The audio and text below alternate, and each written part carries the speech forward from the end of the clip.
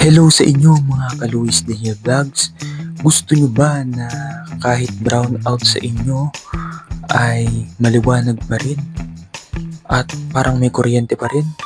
So ito nga pala ang Firefly Basic Series Bulb, LED bulbs.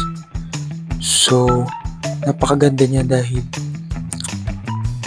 5 volts pa lang supply ay gagana na siya. Ibig sabihin kahit sa power bank mapapailaw nyo na siya, kaya lang hindi siya ganun kaliwanag, pero okay na. So kung gusto nyo sobrang liwanag talaga, is gumamit kayo ng 12 volts supply.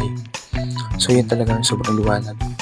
So ayan, napakaganda talaga niya at nabili ko lang ito sa Shopee. At ilalagay ko sa baba ang link. At kung gusto nyo bumili, ay bumili na kayo. Okay, for emergency light. Nakakabit nga pala ito sa receptacle. Ayan.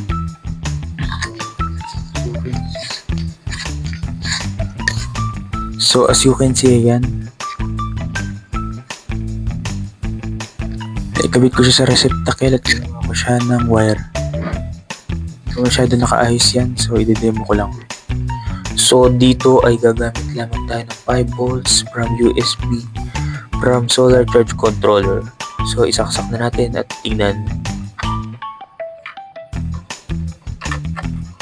Ayun, so umilaw na. At ayan, umiilaw na siya. So nakakonect siya sa aking solar at okay. Okay na rin kaysa walang ilaw. Maliwanag din siya pag gabi. So ayan, goods. Bili na. Bye.